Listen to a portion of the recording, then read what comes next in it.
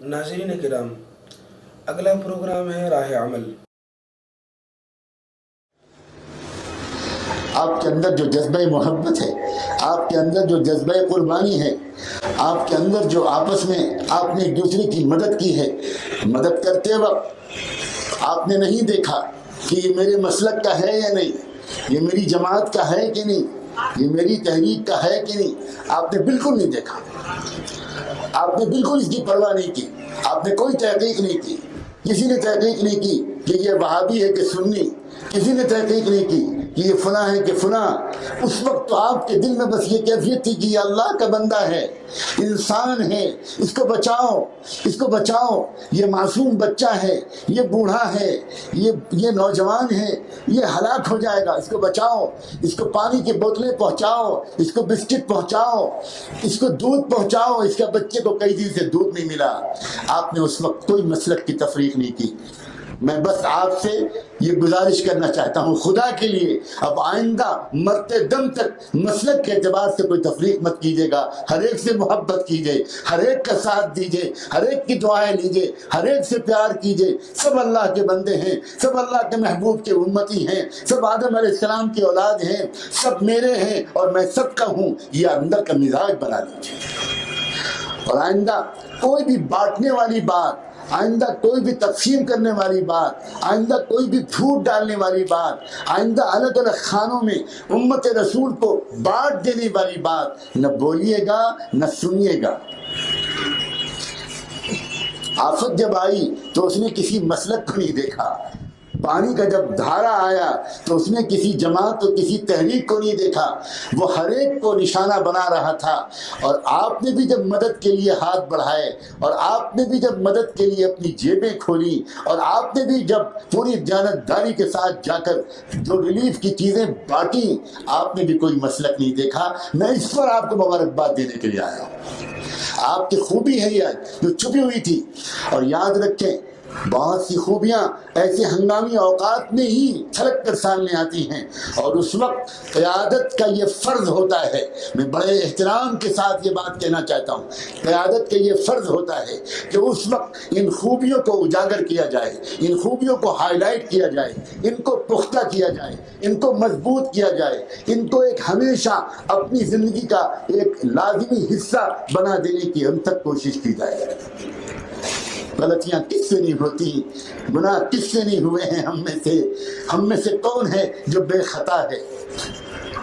یہ موقع ہے، ایک نیا پلیٹ فارم اللہ نے بنایا ہے آپ کے لیے، ایک نیا پلیٹ فارم بچھایا ہے آپ کے لیے، اتحاد کا پلیٹ فارم، محبت کا پلیٹ فارم، خدمت کا پلیٹ فارم، اکرام مسلم کا پلیٹ فارم، نیک نیتی اور اخلاص کا پلیٹ فارم، سخاوت کا پلیٹ فارم، ہمدردی کا پلیٹ فارم۔ صرف مکانات نہیں گرے ہیں، صرف بازار نہیں گرے ہیں، جماعتی عصبیتوں اور مسلکی اختلافات کی جتنے بھی سپر ٹاور کھڑے ہوئے تھے وہ سب کے سب منہدم ہو گئے اس سیلاب نے گرا دیے وہ تمام ستون، سیلاب نے گرا دی وہ دیواریں جو ہمارے آپس میں کھڑی کر دی تھی ہم نے اپنی جہالت سے، یہ دشمنوں نے اپنی چالاکی سے۔ اب خدا کے لیے ان دیواروں کو دوبارہ نہ اٹھنے دیجیے گا۔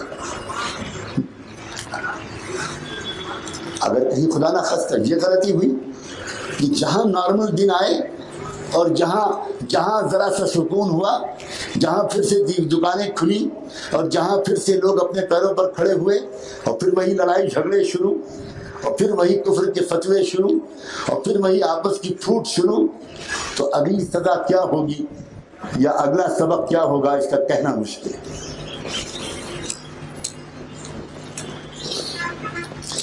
ایک پیغام دے گیا ہے یہ حادثہ، بہترین موقع ہے اس وقت۔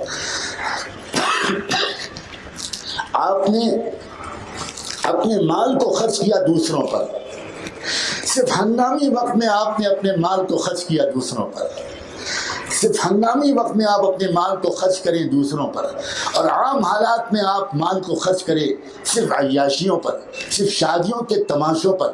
امید ہے کہ اب آپ یہ غلطی نہیں کریں گے، امید ہے کہ اب آپ یہ غلطی نہیں کریں گے۔ اور جب آپ یہ غلطی نہیں کریں گے اور آپ اپنے اندر کی خوبیوں کو پہچان کر ان کو پختہ کریں گے تو کل کو پھر آپ کہیں گے کہ اللہ آپ نے اس سیلاب کو بھیج کر ہم پر بڑا احسان کیا تھا. آپ اس کو ایک نعمت سمجھیں گے.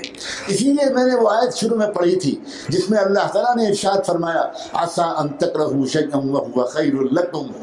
ہو سکتا ہے کہ تمہیں کوئی چیز بڑی ناگوار لگے, اچھی نہ لگے تم کو, لیکن وہ تمہارے لیے مفید ثابت ہو. اور ہو سکتا ہے کہ تمہیں کوئی چیز پسند ہو اور بہت اچھی لگے مگر وہ تمہارے لیے نقصان دہ ثابت ہو. اللہ جانتا ہے اور تم نہیں جانتے. واللہ یعلم وانتم لا تعلمون. اور اس وقت پھر آپ کا حال اس بچے کی طرح ہوگا جس بچے کی مثال سے میں نے اپنی بات شروع کی تھی کہ جس کو ماں باپ کبھی کبھی سزا بھی دیتے ہیں. اس وقت تو اس بچے کو وہ چیز بری لگتی ہے, بعد میں جب اس سزا کے فائدے اس کی زندگی میں اس کے سامنے آتے ہیں تو وہ اپنے ماں باپ کے لیے دعائیں کرتا ہے. جب ان مفید پہلو آپ کے سامنے آئیں گے نا تو آپ شکایت کرنے کے بجائے شاید اس آزمائش اور مصیبت پر اللہ کا شکر ادا کرنے لگے.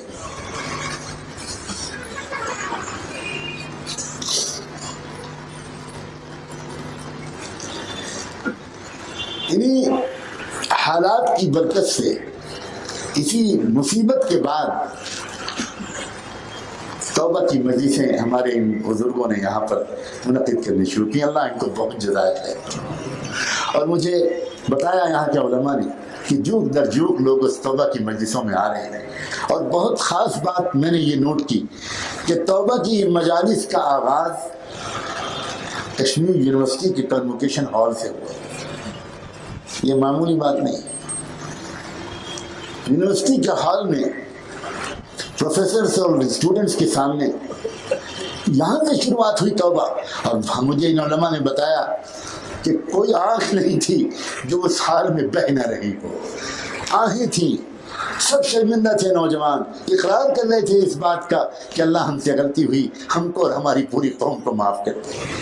اسی لیے تو میں کہتا ہوں, اسی لیے تو میں آپ سے قطعاً مایوس ہونے کو تیار نہیں ہوں. بڑی خوبیاں آپ کے اندر. اب خدا کے لیے اب اپنی خوبیوں کو پہچاننا شروع کریں.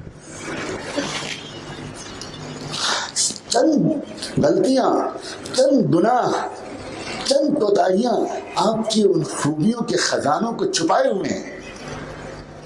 وہ سامنے نہیں ابھر کر آ رہی ہیں سامنے. اب ان حالات سے گزرنے کے بعد امید ہے کہ انشاءاللہ آپ اپنی خوبیوں کو پہچانیں اور پھر ایک ایسا آپ کے اندر آپس میں محبت کا رشتہ قائم ہوگا.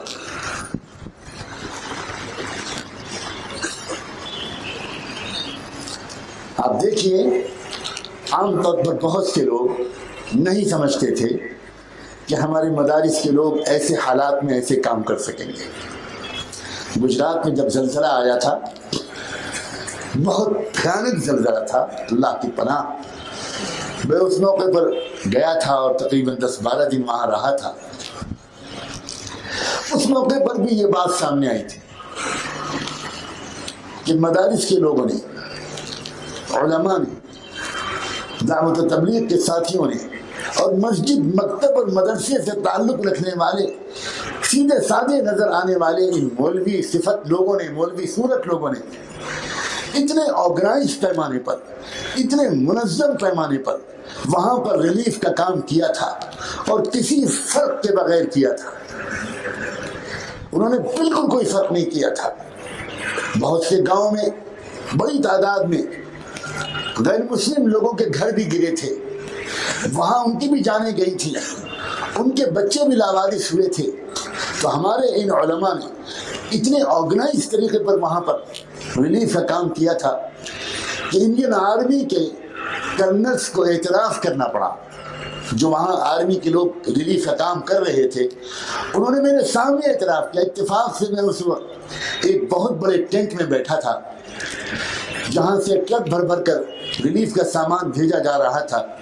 وہاں انڈین آرمی کے کچھ کرنلز اور اعلیٰ آفیسرز آئے اور انہوں نے ہمارے علماء سے درخواست کی کہ ہماری سپلائی لائن ذرا ٹوٹ گئی ہے، اب ذرا دیر لگ رہی ہے ہماری سپلائی کے آنے میں، اور سنا علاقے میں بہت ارجنٹ ضرورت ہے، وہاں کئی دن سے لوگ بھوکے ہیں، تو آپ ذرا اپنا سامان کا 1-2 ٹرک ہمیں دے دیجئے، ہم بہت احسان مانیں گے، اور اگر آپ کہیں گے تو جب ہمارے پاس سپلائی آ جائے گی تو ہم آپ کو واپس کر دیں گے۔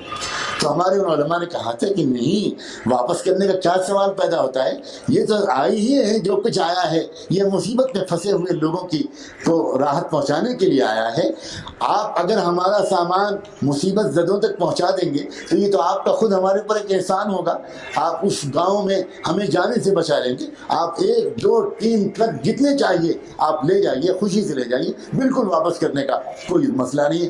تو میرے سامنے اس کرنل نے کہا تھا کہ میں پچھلے 10 دن سے دیکھ رہا ہوں، اور میں نے اپنی زندگی میں اتنا آرگنائز کام ریلیف کا اور انسانوں کی مدد کا میں نے کبھی نہیں دیکھا، اور آپ کے پاس کوئی رجسٹر ہو تو میں لکھ کر دینا چاہتا ہوں آپ کو اپنے تاثرات۔ تو سلام ہو مفتی امتیاز صاحب پر، میرے بڑے پیارے جگری دوست تھے، کم عمری میں انتقال کر گئے، اللہ تعالیٰ ان کے مرتبے بلند کرے۔ وہ اس پوری خدمت کمیٹی کے امیر تھے، خدمت والی جماعت کے امیر تھے۔ انہوں نے کرنل صاحب سے کہا کہ کرنل صاحب ہمارے پاس کوئی رجسٹر نہیں ہوتا، ہم کسی سے کچھ نہیں لکھواتے، ہمیں تو یقین ہے کہ ہر انسان کا ہر عمل کو فرشتے لکھ رہے ہوتے ہیں، اور ہم کو اس سلسلے میں کوئی داد نہیں چاہیے، کوئی شکریہ نہیں چاہیے۔ اگر ہمارے اللہ کے فرشتوں نے ہماری یہ ٹوٹے پھوٹی محنت کو لکھ لیا ہوگا تو کل قیامت کے دن ہماری مغفرت ہو جائے گی، ہم صرف اس امید کے ساتھ یہ کام کر رہے ہیں کہ ہماری مغفرت ہو جائے۔ تو کرنل صاحب نے جیب سے رومال نکالا، اپنی آنکھوں سے آنسو پوچھے، اپنا ہیٹ اتارا اور کہا میں سیلوٹ کرتا ہوں، میں نے آپ جیسے دیوتا زندگی میں کبھی نہیں دیکھے۔ آپ کے پاس ایک موقع آیا ہے، آپ کے پاس ایک موقع آیا ہے کہ آپ دور دور تک مصیبت میں پھنسے ہوئے سب لوگ، وہ کسی بھی دھرم کو مانتے ہوں، کسی بھی سماج میں پیدا ہوئے ہوں، کسی بھی مسلک کے ہوں، کوئی بھی ہوں، وہ اللہ کے بندے ہیں، آدم اور حوا کی اولاد ہیں، ہم ایک ماں باپ کی اولاد ہیں، ایک خدا نے ہمیں پیدا کیا، جس خدا نے ہم کو پیدا کیا اسی خدا نے ان کو بھی پیدا کیا۔ وَإِلَٰهُنَا وَإِلَٰهُكُمْ وَاحِدٌ، قرآن کی بڑی پیار بھری پکار ہے ساری دنیا کے انسانوں کے لیے کہ ہمارا معبود اور تمہارا معبود ایک ہے۔ تم ابھی اگر اس میں اس معبود کو نہیں پہچانتے ہو وہ ایک الگ بات ہے، ہماری دلی دعا ہے کہ تم اس معبود کو پہچان لو، لیکن وحدت کا رشتہ ہمارے اور تمہارے درمیان یہ ہے کہ ہم ایک ماں باپ کی اولاد ہیں اور ایک ہی خدا کے بندے، اور ہم اور تم سب ہیں۔ آپ کے پاس ایک موقع ملا ہے، اور کل سے میں اب تک مصروف ان حضرات کے ساتھ، اللہ ان علماء کے اور ہمت و استقامت دے۔ ان لوگوں کے عزائم مضبوط ہیں، یہ لوگ ایک بہت لمبا منصوبہ بنائے ہوئے ہیں، بہت کمر کو کسے ہوئے ہیں بالکل، اور یہ ان کا عزم ہے کہ چاہے جتنی سردی پڑے اور چاہے جتنی برف باری ہو، ہم کوشش کریں گے کہ اس پورے اگلے 4-5 مہینے کے اندر بھی خدمت کا ہمارا کام نہ رکنے پائے۔ اللہ جزائے خیر دے، اللہ ان ہمتوں کو قبول فرمائے۔ یہ باقاعدہ اس کے پلان کر رہے ہیں کس طرح ہم کون سے کام ہیں جو جاری رکھ سکتے ہیں۔ بہت بڑی بات ہے، بہت بڑی بات ہے۔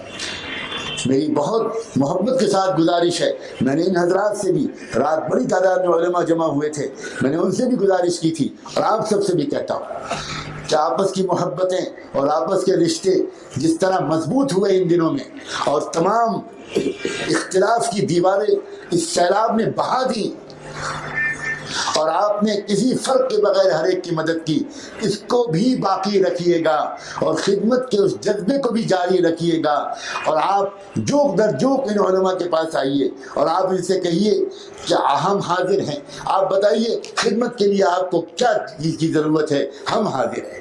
اس لیے کہ ان کو مین پاور کی ضرورت ہے، ان کو ریلیف کے ورکرز کی ضرورت ہے، ان کو علاقوں میں جا کر سروے کرنے والوں کی ضرورت ہے، اور مختلف لوگوں کی جو نقصانات ہوئے ہیں اس کا جائزہ لینے کی ان کو ضرورت ہے۔ آپ ہی تو ان کی مدد کریں گے، آپ ہی ان کے ہاتھ پاؤں بنیں گے، اور پھر اس کے نتیجے میں کیا ہوگا، ایسا لگے گا کہ سیلاب کشمیر کو غسل صحت دینے کے لیے آیا تھا۔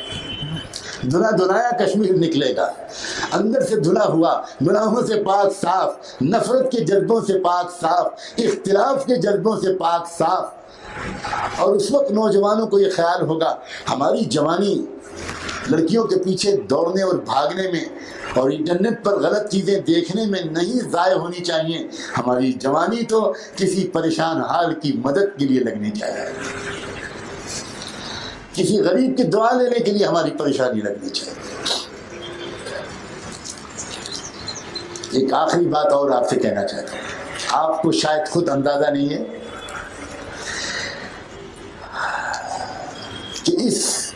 کہ دنیا میں کتنے کروڑ لوگ ہیں جو آپ کے ان دکھ بھرے دنوں میں رو رو کر اللہ سے دعائیں مانگتے رہے. آپ کو شاید خود اندازہ ہے, آپ کو اندازہ نہیں ہے کہ کتنے کروڑ لوگ ہیں. میں کروڑ کے لفظ بول رہا ہوں, ہو سکتا ہے مجھے کئی 100 کروڑ بھی کہنا پڑے. کتنے لوگ ہیں جو اس وقت آپ کی خدمت کر رہے ہیں, سامان بھیج رہے ہیں, مدد کرنا چاہتے ہیں, اور نہ جانے کیسے جذبات ہیں لوگوں کے. کیا رشتہ ہے آپ کا دنیا کے کونے کونے میں اور ملک کے چپے چپے میں آپ کے لیے دعائیں ہو رہی ہیں, آپ کے لیے خدمت کے لیے باقاعدہ اخباروں میں اپیلیں دی جا رہی ہیں. غریب لوگ, مزدور پیشہ لوگ جو روزانہ مزدوری کچھ کماتے ہیں, ان مزدوروں اور غریبوں نے آ کر کہا ہے ہم اور تو کچھ نہیں بیچ سکتے, ہمارے گھر میں 4 کمبل تھے, ہم لوگ 2 کمبل سے کام چلائیں گے, اب یہ 2 کمبل لے جائیے, سنا ہے وہاں کمبلوں کی ضرورت. اللہ اکبر. آپ کو نہیں پتا کہ آپ سے چاہنے والے آپ کے دکھ درد میں کتنے کروڑ لوگ شریک ہیں. ایک امت کے فرد ہیں آپ اکیلے نہیں ہیں, ایک خاندان ہے یہ, اور اس خاندان کا امام, اس خاندان کے رہبر, اس خاندان کا مقتدا, اس خاندان کے محبوب, اس خاندان کے سرتاج, اس خاندان کے سرور اور کوئی نہیں, میرے آقا رحمت دو عالم سرور کائنات سیدنا محمد الرسول اللہ صلی اللہ علیہ وآلہ وسلم. اور کیا میں جرأت کروں اور میں جسارت کروں یہ کہنے کی کہ ابھی جو خواب مفتی نذیر صاحب نے دامت برکاتہم کسی نوجوان کا سنایا تھا, اس کا تو اگر وہ خواب سچ ہے, اور میں کیوں شک کروں, یقیناً وہ سچ ہوگا.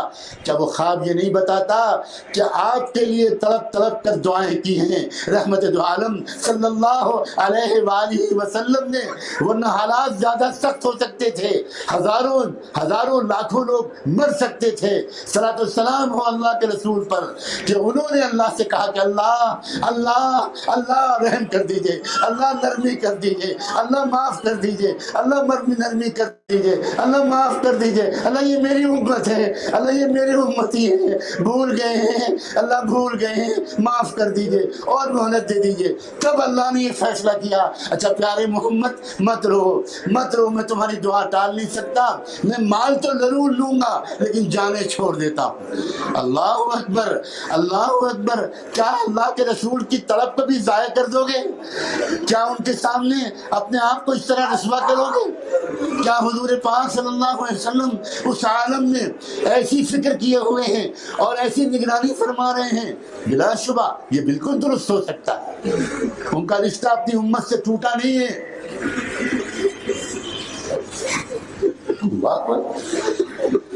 اے لوگو, اللہ سے بھی معافی مانگو اور اللہ سے کہو کہ اپنے محبوب تک ہمارا پیغام پہنچا دیں, ہم شرمندہ ہیں, اور اللہ اب آپ ان سے کہہ دیجئے کہ ہمیں معاف کر دیں, اور ہمارا ان تک پیغام پہنچا دیجئے. ہم ان سے وعدہ کرنا چاہتے ہیں, اب ہم ان کی شریعت پر چلیں گے, ان کی سنت پر چلیں گے, نماز کی پابندی کریں گے, زکوٰۃ ایک پیسے کا حساب کر کے نکالیں گے, اللہ بے حیائی کے کام نہیں کریں گے, اب بے شرمی کے کام نہیں کریں گے, بے زبانی بے حیا میوزک نہیں سنیں گے. اللہ معاف کر دیجئے. اللہ آپ اتنے پیارے, آپ ہماری اتنے گناہوں کے باوجود اتنی نرمی کر رہے ہیں ہمارے ساتھ, اور کوئی ہمارے لیے سفارش کر رہا ہے. اللہ اکبر.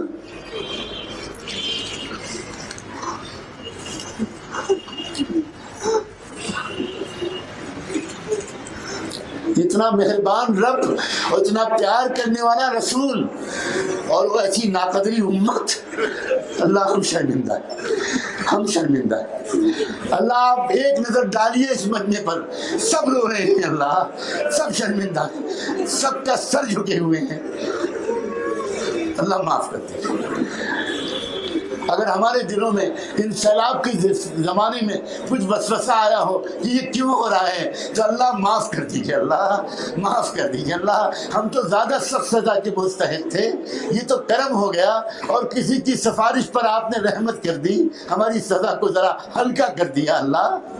اور یہ بات اس کی تصدیق اس سے ہوتی ہے، آپ نے دیکھا ہے، میں نے تو تصویروں میں دیکھا ہے، میں نے تو ویڈیو کلپس میں دیکھا ہے، آپ نے تو اپنی آنکھوں سے دیکھا ہے، آپ نے تو اس پانی کی سرکشی کو دیکھا ہے اور اس پانی کے غصے کو دیکھا ہے، اور آپ نے گلے گلے اس پانی میں گزر کر اپنے لوگوں کو بچایا ہے۔ آپ بتائیے ایسے بھیانک سیلاب میں کئی ہزار موتیں ہونی چاہیے تھی کہ نہیں؟ کوئی ظاہری وجہ سمجھ میں نہیں آتی، کیوں ہوا ایسا کہ موتیں نہیں ہوئی؟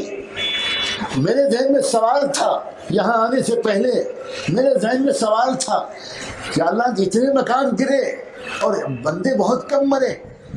اس خواب کے ذریعے مجھے اپنے سوال کا جواب ملا۔ بات یہ ہے کہ اللہ نے اپنے محبوب کی سفارش پر یہ فیصلہ کیا، مال تو نہیں چھوڑوں گا لیکن جانیں بخش دیتا ہوں، جانیں بخش دیتا ہوں۔ اس کا شکرانہ ادا کرو، اس کا شکرانہ ادا کرو۔ اس کا شکرانہ یہ ہے کہ بس اب زندگی بدل جائے، اب زندگی بدل جائے گی، اللہ بس اب زندگی بدل جائے گی۔ اب مسجدوں میں صرف بوڑھے فجر کی نماز میں نظر نہیں آئیں گے، اب مسجدیں نوجوانوں سے بھری ہوئی نظر آئیں گے۔ نوجوانوں کہو انشاءاللہ، اب نوجوانوں طے کر لو کہ اپنے ماں باپ کا دل نہیں دکھاؤ۔ میں نوجوانوں تم سے کہتا ہوں، یہاں سے اٹھنے کے بعد پہلا کام کیا کرنا؟ اپنے بوڑھے ماں باپ کا پیر پکڑ کے معافی مانگ لینا، معافی مانگ لینا۔ بہت دل دکھایا ہے، آج کل کا فیشن ہو گیا، آج کل کے نوجوان، میں پھر کہتا ہوں میں شکایت نہیں کرنا چاہتا، میرا دل اجازت ہی نہیں دیتا، میں کیا کروں؟ ہو سکتا ہے اس کو لوگ جانبداری کہیں، محبت میں غلو کہیں، ہو سکتا ہے، میں اعتراف کرنے کو تیار ہوں، لیکن یہ بات صحیح ہے، اس کا انکار بھی نہیں کیا جا سکتا کہ آج نوجوان اپنے دوستوں کو خوش کرنا چاہتا ہے، اپنے ماں باپ کو خوش نہیں کرنا چاہتا۔ نہیں یار نوجوانوں، یہ بھی غلطی ہے، جب تم خود ماں باپ بنو گے تو تم کو پتہ چلے گا۔ اس لیے ایک کام یہ کرنا کہ اپنی ماں کے پیر پکڑ کے معافی مانگنا، اپنے باپ کے قدموں پر گر کے معافی مانگنا، معاف کر دیجیے امی ابو، معاف کر دیجیے، ہو سکتا ہے یہ ساری مصیبت میری وجہ سے آئی۔ ہر شخص کو یہ کہنا چاہیے کہ میری وجہ سے یہ مصیبت آئی، میرے وجہ سے یہ مصیبت آئی، میرے اخلاق اچھے نہیں، میرے معاملات اچھے نہیں، میری نگاہیں پاک صاف نہیں، میرے دل دماغ کے خیالات گندے، میرے اوقات برباد ہوتے ہیں، میں اپنے مال کو صحیح استعمال نہیں کرتا۔ دنیا کے لوگ اس وقت آپ کی حالت کے لیے بے چین ہیں۔ میں پچھلے چند دنوں پہلے ملک سے باہر تھا، ساؤتھ امریکہ کے ایک ملک میں تھا جس کا آپ نے شاید نام بھی نہیں سنا ہو۔ وہاں ہر شخص مجھ سے ملتے ہی پہلا سوال پوچھتا تھا، حضرت آپ انڈیا سے آ رہے ہیں، کیا حال ہے کشمیر میں؟ سیلاب کو کیا حال ہے؟ اللہ اکبر۔ میں مسجد سے نکل رہا تھا، ایک برقع پوش خاتون، اسپینش زبان بولنے والی، نہ وہ انگلش جانتی تھی نہ وہ اردو جانتی تھی، کچھ نہیں جانتی، اسپینش زبان بولنے والی ایک اسپینش عورت وہ مسجد کے دروازے پر مجھ سے کہنے لگی اسپینش زبان میں۔ میرے ساتھ جو مفتی صاحب تھے انہوں نے ترجمہ کیا کہ یہ بہن پوچھ رہی ہے کہ آپ انڈیا سے آئے ہیں تو لیٹسٹ حالات کیا ہیں کشمیر کے؟ اور پھر اس نے کہا کہ حضرت کوئی انتظام کیجئے، میں نے کچھ زیور اکٹھا کیے ہیں، میں بھیجنا چاہتی ہوں۔ لوگوں سوچو، تم کو کہاں کہاں لوگ محبت کی نظر سے دیکھ رہے ہیں، کس رشتے سے دیکھ رہے ہیں؟ وہ تمہارا کاروباری رشتہ ہے، کرنے کا رشتہ ہے، اسلام کا رشتہ ہے، ایمان کا رشتہ ہے۔ اس لیے اللہ کے بندو ایک نئی زندگی شروع کر دو، ایک برق پلٹ دو، بس اللہ سے کہو کہ انف از انف، بہت ہو گیا اللہ، ہم نے بہت گناہ کر لیے، اب معاف کر دو، اب معاف کر دو، اب چھوڑو سب چیزوں کو۔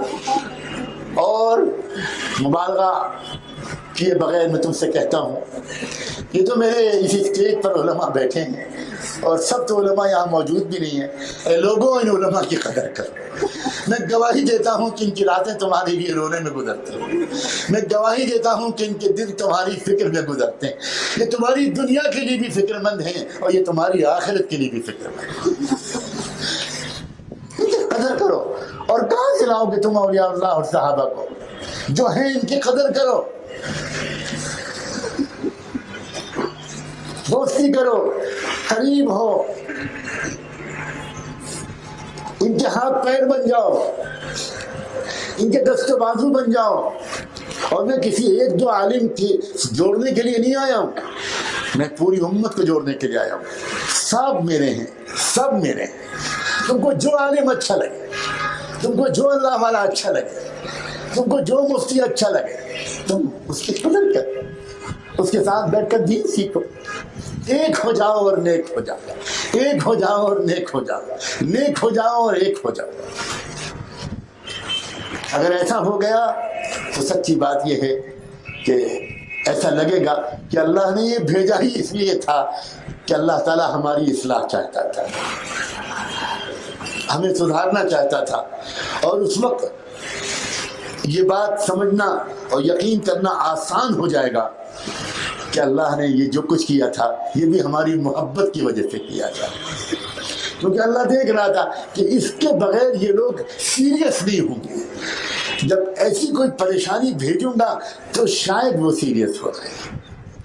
اور ایک بات، آخری بات کہہ کے ختم کرتا ہوں، مصیبت کے بعد اگر اللہ کی طرف رجوع نصیب ہو جائے، توبہ نصیب ہو جائے، تو یہ اس بات کی علامت ہوتی ہے کہ وہ مصیبت اللہ نے ناراض ہو کر نہیں بھیجی، یہ اس کی علامت ہوتی ہے، بلکہ وہ مصیبت اللہ نے ہماری اصلاح کے لیے بھیجی ہے۔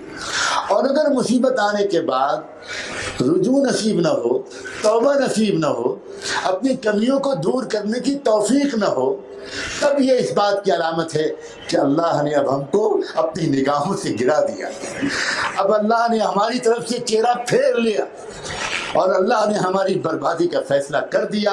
میری گنہگار آنکھیں جو آپ لوگوں کو دیکھ رہی ہیں اس سے میری امید بڑھ رہی ہے، ایسا لگ رہا ہے کہ انشاءاللہ یہ آپ ثابت کر دیں گے کہ نہیں، اللہ نے یہ مصیبت غصے کی وجہ سے نہیں بھیجی تھی، اپنی ہماری اصلاح کی وجہ سے بھیجی تھی۔